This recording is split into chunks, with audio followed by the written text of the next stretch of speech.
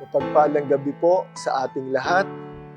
At sabi tayo po ay tumayo at basahin natin ang sulat ni Apostol Juan, chapter 15, verse 5. Ako ang puno ng ubas at kayo ang mga sanga. Ang nananatili sa akin at ako ay sa kanya, ang siyang nagbubunga ng sagana, sapagkat wala kayong magagawa kung kayo'y hiwalay sa akin. Pagpalainawa ng Panginoon ang pagbasa ng kanyang mga salita. Tayo po ay manalangin. Diyos amang makapangyarihan sa lahat, pinapupurihan ka namin, itinataas, Panginoon, ang iyong banal na pangalan. Pangunahan niyo po kami ngayon pong gabing ito, Panginoon, sa aming pananambahan sa iyo, sa Espiritu at katotohanan.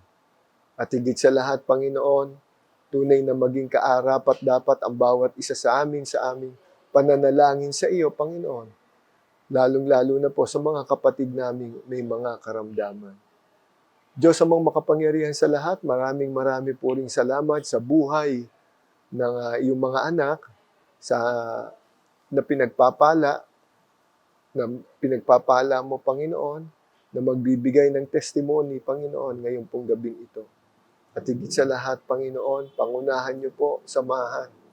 At patuloy ka pong mangusap sa puso at isipan ng bawat isa sa amin.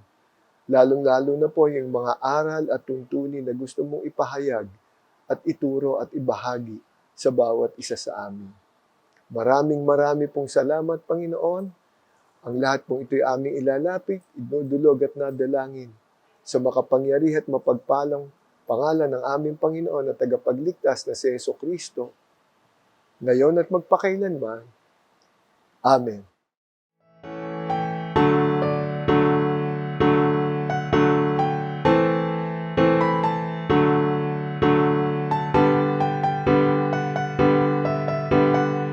Ako po si Nel Christian B. Pagkalinawan at ako po ay anak ni Criselda at ni Crismar Pagkalinawan.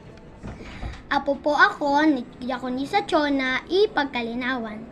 Una po, magandang gabi po sa inyong lahat. Ako po ay nagbabalik at nagpapasalamat sa ating Panginoon Diyos dahil sa karunungang ibinigay niya sa akin, sa aking pag-aaral at sa pagpapala niya sa aking pamilya. Salamat po sa lahat-lahat na pagpapala at biyaya. Salamat din po dahil isa po ako sa nabigyang pagkakataon na sumali sa Send a Child program ng ating iglesia. Pagbubutihin ko pa po ang aking pag-aaral at palagi po ako attend ng mga activities ng ating church. Sa Diyos po ang papuri at pasasalamat. Amen.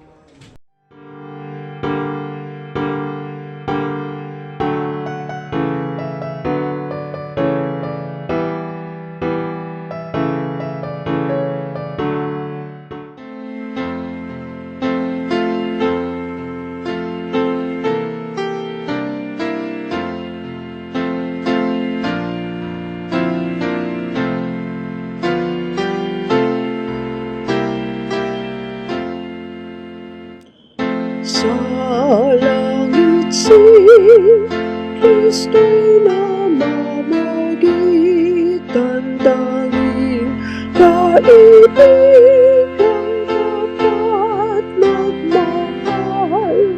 Siya'y matamang sa akin nagbabantay, sana iyo rin maging kaibigan. Itinadalangin ito, nadalangin ikaw ay aking idinadalangin. Mayroong amang sa akin ay nag-alay, pag-asa sa buhay na walang hanggan, at siya'y sasalubong sa kabilang buhay. Nais kong kita'y kasama rin tunay.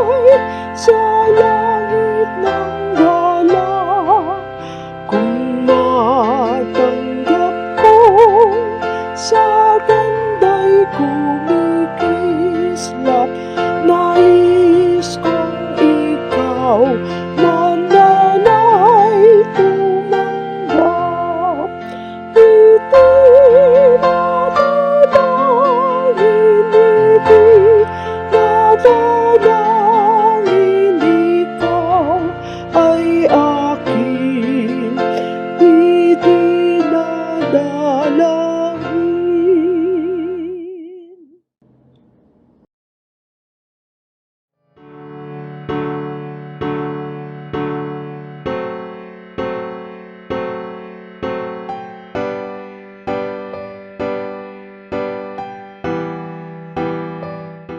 Isang mapagpalang umaga po sa ating lahat.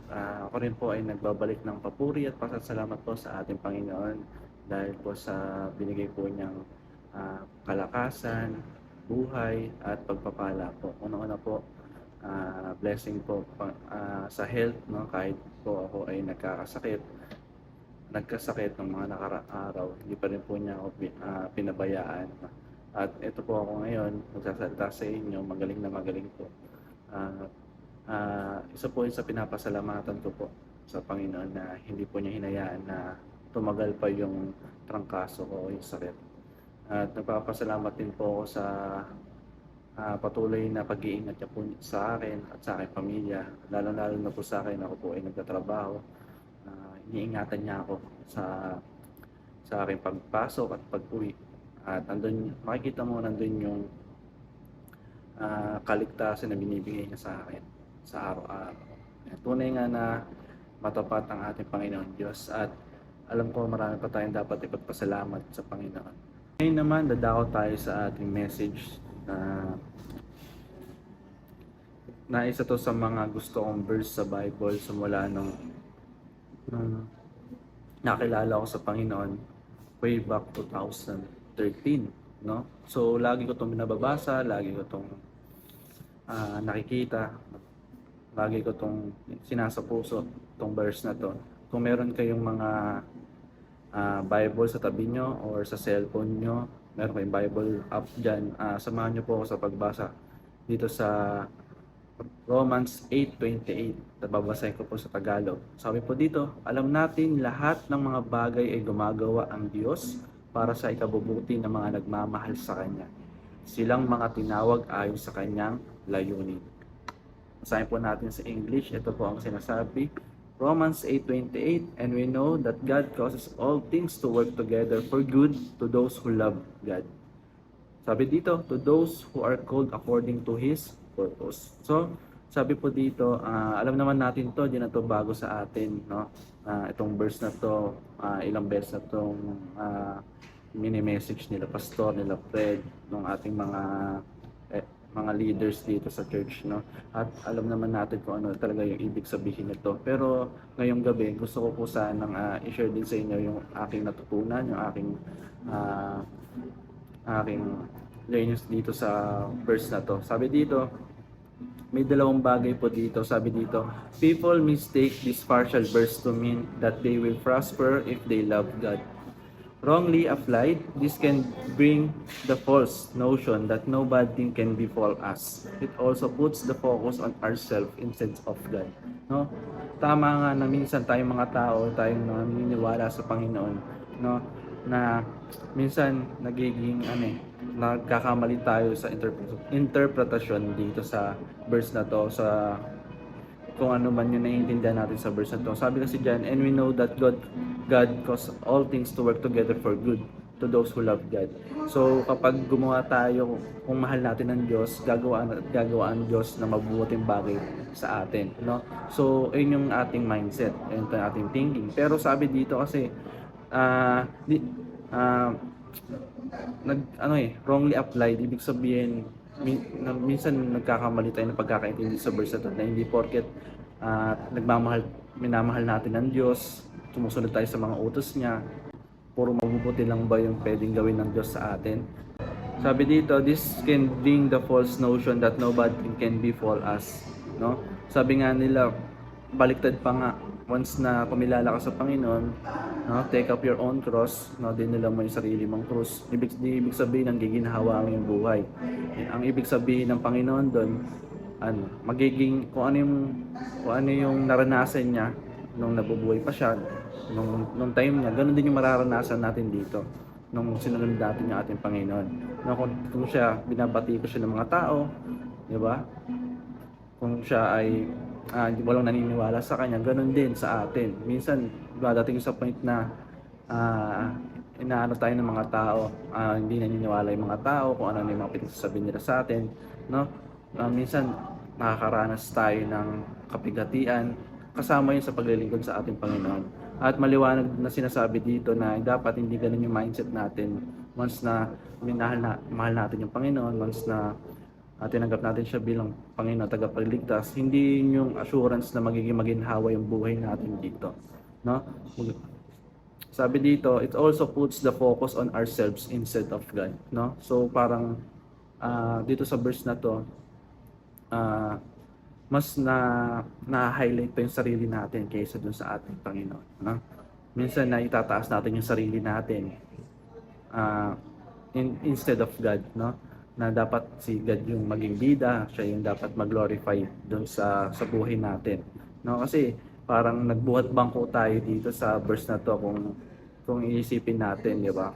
Na gumagawa syempre na ang Diyos para sa ikabubuti na nagmamahal sa Kanya, pero dapat hindi yung focus natin yung sarili natin, dapat andun pa rin tayo, dapat yung focus natin kay God lang. And next, sabi dito sa dulo, to those who are called according to His purpose. This part of verse is qualifier to those who love God. He will orchestrate all things, even the bad, to work out for their good. This passage has context of believers' victory in Christ in the midst of suffering. No? So, sabi dito, ang ganda nung sinabi. This part of verse is a qualifier. No? Kung sino yung na-qualified, no? Na tinawag ng Panginoon. Sabi yan, to those who are called according to His purpose. To those who love God, who He will orchestrate all things, even the bad, to work out for their good, no? So tayo, tinawag tayo ng Panginoon, tinawag tayo para sa Kanyang purpose. Ano ba yung purpose natin dito sa lupa? Diba? Ang dami natin purpose dito sa lupa. Pero ano ba yung pinaka main purpose natin kung ba't tayo tinawag ng Panginoon? Kung ba't tayo naglilingkod sa Kanya? To be Christ-like, no? To be like Him, diba? Parang ayun yung parang main goal natin eh. Kaya tayo sumusunod sa Kanya, no? Diba sabi nga dapat maging katulad natin, dapat nakikita yung pagiging Christian natin, nakikita si Christ sa atin, sa buhay natin. Paano natin mapapakita na nakikita ng mga tao yung si Kristo sa buhay natin, di ba? Sa araw-araw na pamumuhay natin, no? Hindi alam natin yung mga tama at mali, hindi natin ginagawa yung mga hindi kaaya-aya sa Panginoon. At sinusunod natin yung mga utos niya. So mapapakita natin doon kung ano man yung purpose natin, which is yun nga, maging Christ-like, diba? Sabi dito, we can trust what God says is good because God is the definition of good. God will work out all things, whether good or bad, for His purpose and for His glory. So sabi dito sa dulo, maging masama man yan, mabuti man yan, pinahintulutan ng Panginoon yan. Lahat yan naaayon sa purpose ng ating Panginoon. Kung nakakaranas ka man ng kapigatian, ng problema, isipin lang natin na pagsubok lang ng Panginoon yan. Purpose yan ng Panginoon para sa iyo, na gawin kang matibay, mas lumalim pa yung paniniwala mo sa Kanya, yung pananampalataya mo sa Kanya, no? Isipin na lang natin pag tayo nakakaharap sa mga problema, topic lang yun ng ating Panginoon sa atin, no? Baka meron siyang gustong ipahiwatig sa atin, gustong ipaalala sa atin na ako lang to, ang Diyos mo nagmamahal sa iyo. So hindi kita iiwan, hindi kita pababayaan, di ba? Ayun yung mga pangako ng Panginoon na dapat natin isipin, ipanghawakan natin, no? And sabi diyan, we can trust what God says is good because God is the definition of good. So siya na mismo yung definition ng good, si God, no? Sabi nga nila, di ba? God is good all the time.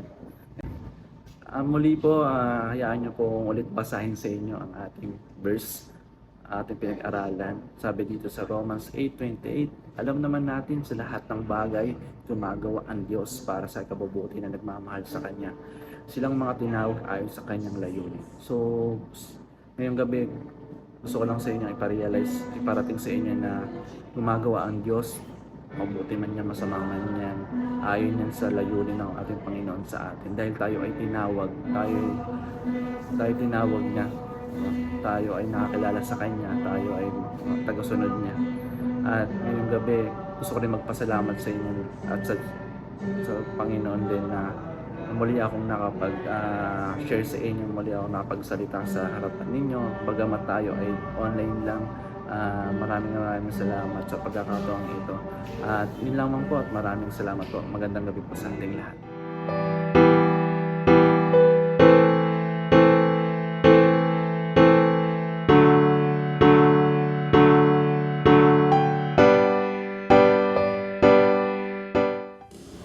So magandang gabi po sa ating lahat. Sama-sama po tayong umawi at magpuri sa ating Panginoon.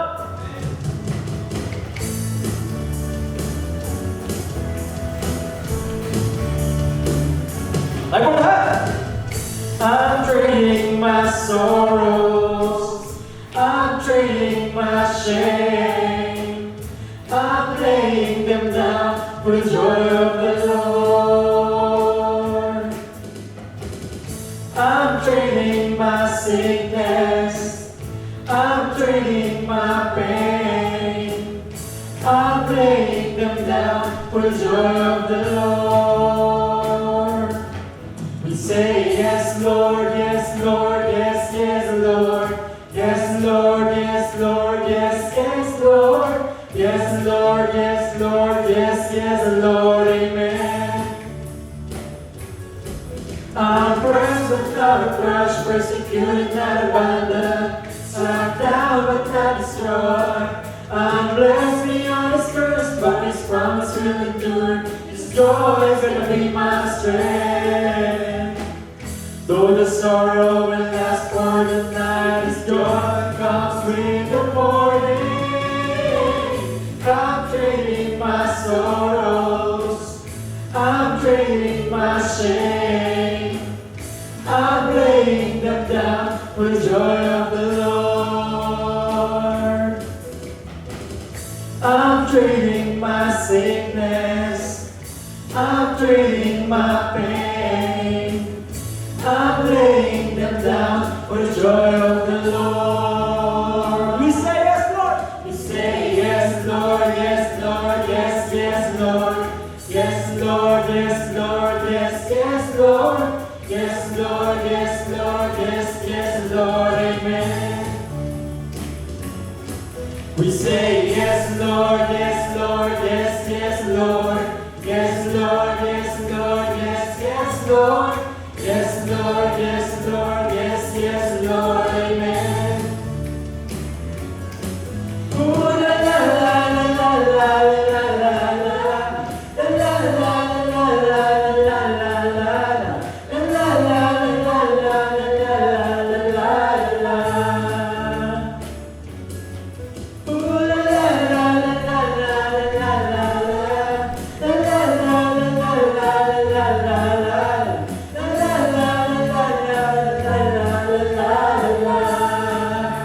One more time, we say yes, Lord. Say yes, Lord, yes, Lord, yes, yes, Lord. Yes, Lord, yes, Lord, yes, yes, Lord. Yes, Lord, yes, Lord, yes, yes, Lord, amen. We say yes, yes, Lord, amen. We say yes, yes, Lord, amen. We say yes, yes, Lord, amen.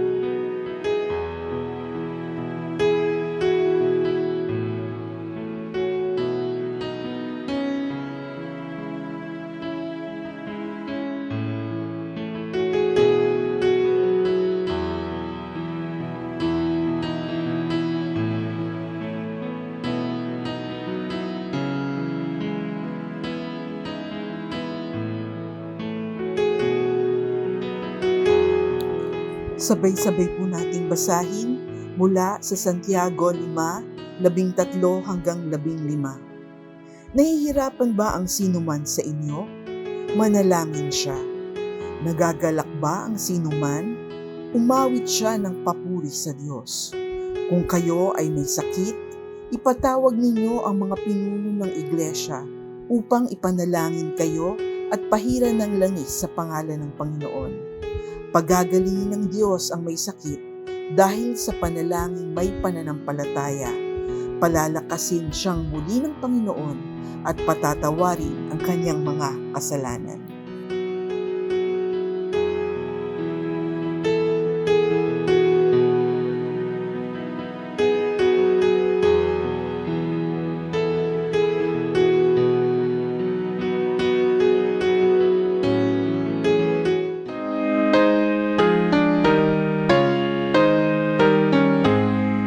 Ang Ama'y papurihan, Anak, Espiritong Banal, ng mga taong nilalang at ng tanang sanlangitan. Amen. Tayo po ay manalangin. Aming Diyos, Ama, maraming salamat sa gabing ito. Kami ay nakasamba po sa iyo at nakarinig ng iyong mensahe, Panginoon, na ibinigay ng iyong anak. Dalangin namin sa iyo na patuloy mong pagpalain ang anak mong ito, gabayan, samahan, sa lahat na kanyang naisin, ang iyong biyaya at pagpapala ang sumakanya. Sa pagkakataong ito, Ama, igawad mo, Ama, ang iyong makapangyarihang bendisyon. Pagpalain nawa kayo ng Panginoon at ingatan kayo. Paliwanagin nawa ng Panginoon ang kanyang mukha sa inyo at mahabag sa inyo. Ilingap nawa ng Panginoon ang kanyang mukha sa inyo at bigyan kayo ng kapayapaan. Mula ngayon at magpakailan-kailanman. Amen.